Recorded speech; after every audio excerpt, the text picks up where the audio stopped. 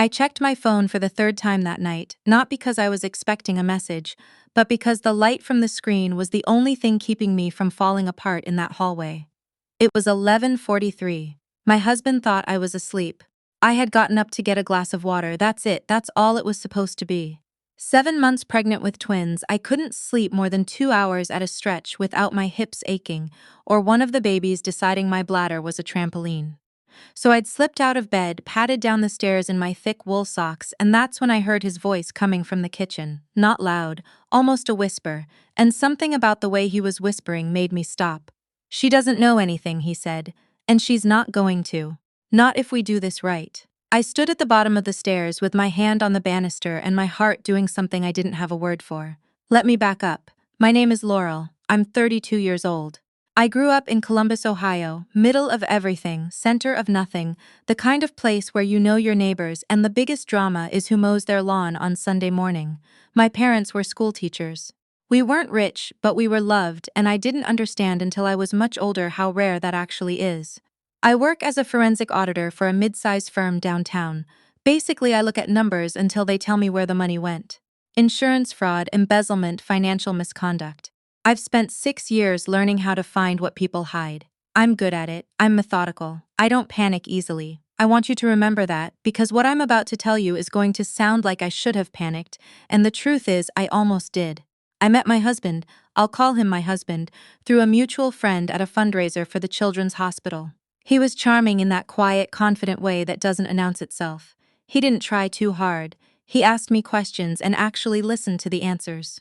By the end of the night, I had given him my number, and I never do that. We dated for 2 years. We got married in a small ceremony in my parents' backyard, with string lights, and his mother crying into a paper napkin. I thought I had chosen carefully. I thought I had taken my time. His family is old money, not the flashy kind, the quiet kind, the kind that lives in a 4-bedroom house in a nice suburb and drives sensible cars, but has a trust fund you wouldn't believe if I told you the number. His grandfather built a regional manufacturing company in the 70s, sold it at exactly the right moment, and the family has been living off that investment portfolio ever since. His father passed away 3 years before I met him. His mother, I'll call her my mother-in-law, is the one who controls the estate. His older brother, I'll call him my brother-in-law, married a woman I'll call my sister-in-law. They had been trying to have children for years. Every time we saw them at holidays, there was this undercurrent of grief they both carried but never talked about, this hollow politeness that stretched over everything like plastic wrap. I got pregnant the month after our first anniversary. We hadn't been trying exactly, but we hadn't not been trying either. When the ultrasound tech looked at the screen and then looked at me and said, "I'm seeing two," I started laughing and couldn't stop. Twins, a boy and a girl. My husband cried in the parking lot of the clinic. Happy tears, I thought. I was certain they were happy tears. The pregnancy was hard. Not dangerous, just relentless. I was nauseous until week 18. My ankles swelled. I developed a rib pain on the right side that no amount of pillows could fix. I took medical leave from work at 24 weeks because I couldn't sit at a desk for 8 hours anymore without feeling like my body was staging a revolt. My mother-in-law came to stay with us around that time. She said it was to help. She cooked dinners that I couldn't eat because the smell made me sick, and she reorganized my kitchen cabinets without asking, and she made little comments about my weight gain that she framed as concern. I told myself she meant well. I told myself that's what you do when you love someone. You extend the benefit of the doubt until it runs out. I didn't know it was already running out. There was a doctor my mother-in-law kept recommending. She'd brought him up 3 or 4 times over the months, said he was a specialist, said he had delivered half the babies in their social circle, said my OB was perfectly fine but this man was exceptional. I smiled and said I was happy with my current care team and she'd let it go for a few weeks and then bring him up again. I didn't think much of it at the time. She had opinions about everything. The doctor was just one more opinion. My sister-in-law started coming around more in my 3rd trimester. She brought things, little gender-neutral onesies, organic lotion, a nursing pillow she said she'd read about. She was warmer with me than she'd ever been. She sat next to me on the couch and asked how I was sleeping, what names we were considering, whether I'd finished the nursery yet. It felt like connection. It felt like the sister I'd never had. I should have noticed that both she and my mother-in-law started asking about my delivery plan in very specific ways. Which hospital? Which floor? Whether I planned to have any visitors in the room, whether my own mother was coming to town, I thought they were just excited. I was so tired by then that I think I stopped reading people carefully. When you're 30 weeks pregnant with two humans and you can't sleep and your hips feel like they're made of broken glass, you stop analyzing everything. You just try to get through the day. The night I'm telling you about, I had gone to bed at 9:30. My husband said he was going to watch something in the living room. He'd be up soon. I didn't think twice about it. That had become our routine.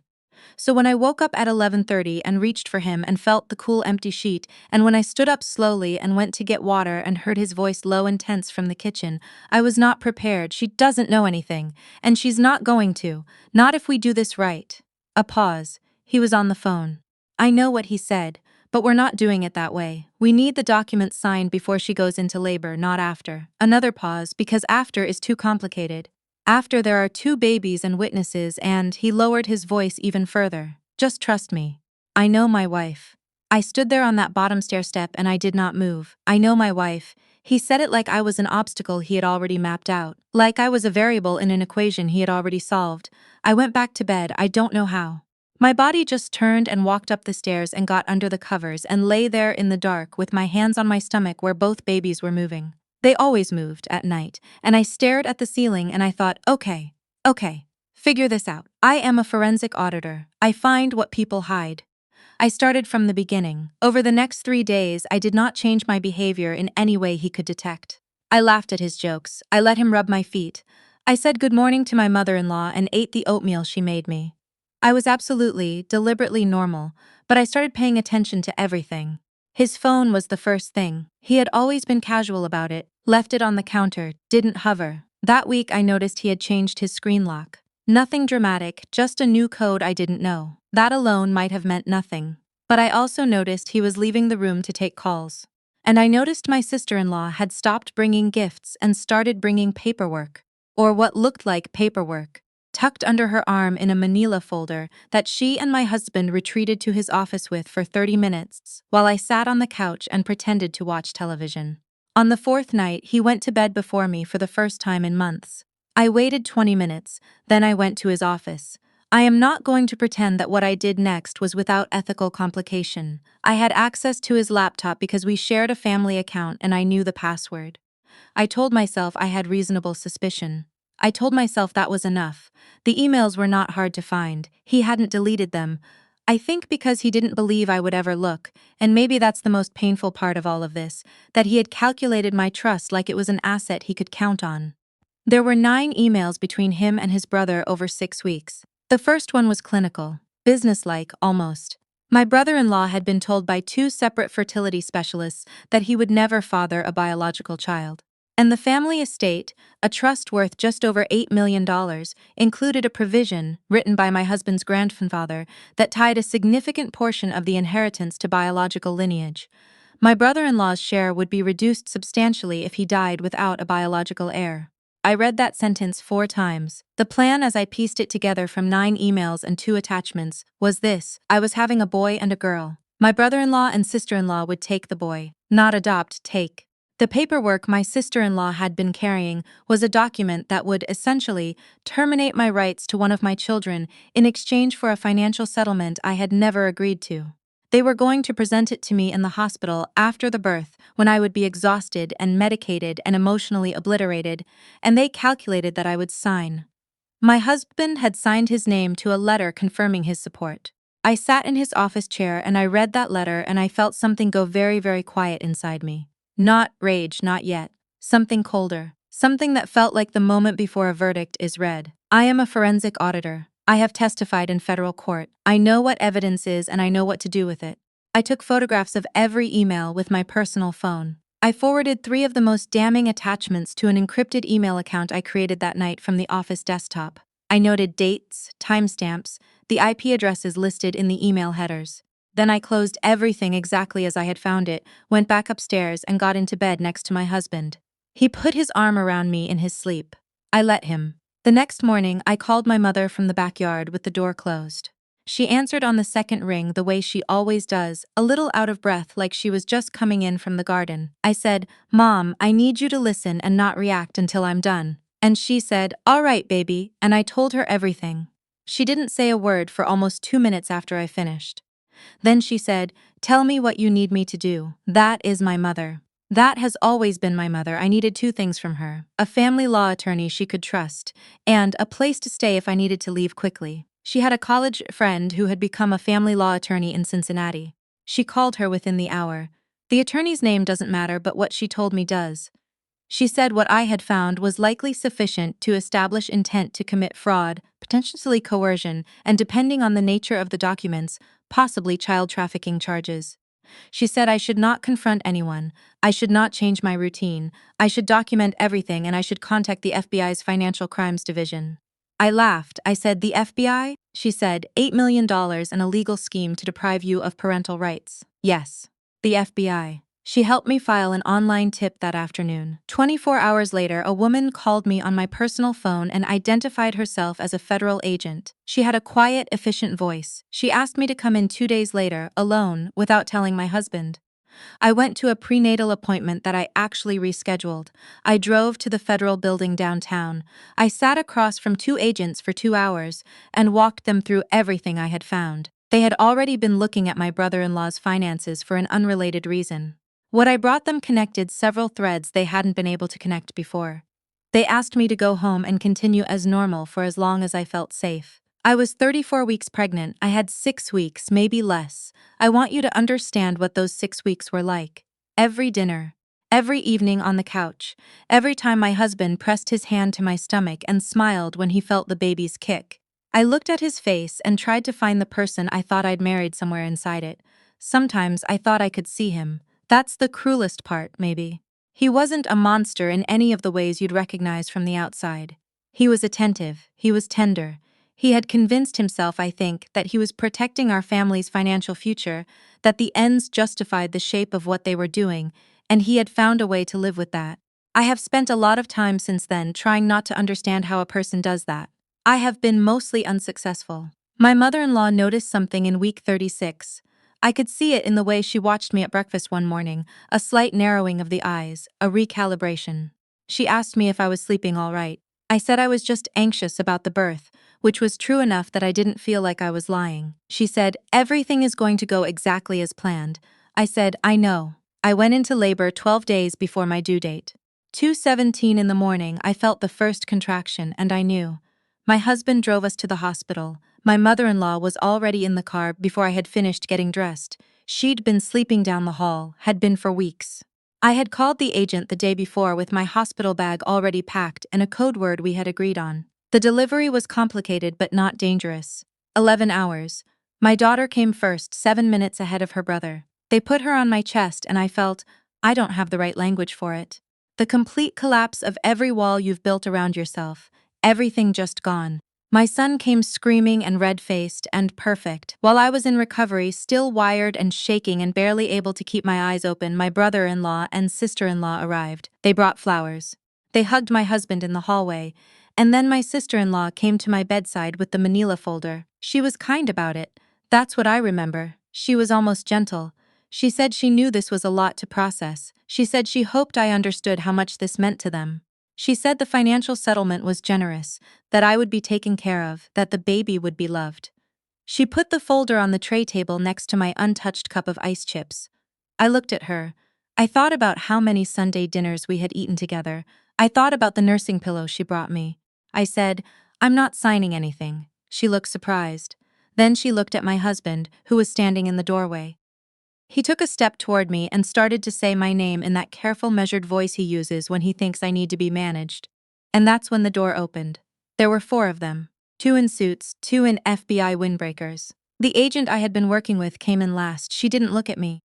She went straight to my brother-in-law and said his full name and told him he was under arrest, and she read him his rights in a voice that was so calm and ordinary that it took the room a full 5 seconds to understand what was happening.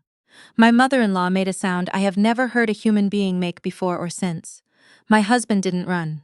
He stood very still in the doorway with his hand on the frame, and he looked at me and I looked back at him, and whatever he saw in my face told him everything. He was taken into custody in the hallway. My sister-in-law sat down on the chair next to my bed and put her face in her hands. She wasn't arrested that day. She cooperated from the moment the agents entered the room, and she has been cooperating ever since, which I understand even though I have not forgiven her. My mother was in the waiting room. She had driven up the night before and checked into a hotel and sat in the family waiting area for 11 hours without telling anyone she was there. When the nurse brought her back to see me, she walked in and looked at the babies in their little rolling bassinets, and she put both hands over her mouth and she cried. I cried too. I don't think I stopped for most of that day. The legal process was long, and I am not going to walk you through all of it because some of it is still ongoing, and my attorney would have opinions about what I say here. What I can tell you is that my brother-in-law was charged with conspiracy to commit fraud, wire fraud, and violations of federal law related to child trafficking. My husband was charged as a co-conspirator. My mother-in-law was charged with facilitation and wire fraud. The doctor they had recruited, the one my mother-in-law had kept recommending to me, had his medical license suspended pending investigation. The trust provision that started all of this is being challenged in probate court because it turns out a provision that incentivizes this kind of scheme is not exactly going to survive legal scrutiny. I filed for divorce while I was still on maternity leave. I moved back to Columbus when the twins were 8 weeks old. My parents converted their sunroom into a nursery, and my mother took the night shift 3 days a week so I could sleep, and my father built a changing table from scratch with wood from his garage. My daughter has my grandmother's nose. My son has a laugh that sounds like a question mark, this rising, surprised little sound, like he can't believe something is funny and then decides it is. I went back to work part-time when they were 4 months old. I found a daycare 2 blocks from my office run by a woman who has worked with children for 30 years and who on my first drop-off told me she could see from my face that I was a mother who had already been through something. I didn't explain. I just thanked her. People ask me sometimes, usually people who have heard some version of the story, how I held it together for 6 weeks. How I sat at dinner and watched television and went to prenatal appointments and didn't fall apart. I tell them the same thing every time. I had 2 people to protect who couldn't protect themselves yet. That changes your math entirely. That makes things very, very simple. I'm 32 years old, I have a daughter and a son and a 1-bedroom apartment in Columbus, Ohio, and a job I'm good at and a mother who answers on the second ring. My sister-in-law sent me a letter 8 months ago that I haven't responded to. My mother-in-law left me 3 voicemails before my attorney sent a cease and desist. My husband, my ex-husband, sent one message through his attorney asking if we could talk. I said no. Some people think that makes me cold. Some people think I should want closure, or understanding, or some final conversation where I look him in the eye and he explains himself and I get to say what I never got to say. I don't need that. I already know everything I need to know. The night I stood on that bottom stair step in my wool socks with my hand on my stomach, I made a decision not to panic, not to confront, not to break, to be methodical, to find what was hidden and bring it into the light and let the systems that exist for exactly this purpose do what they're designed to do. I am a forensic auditor. I find what people hide, and I found this.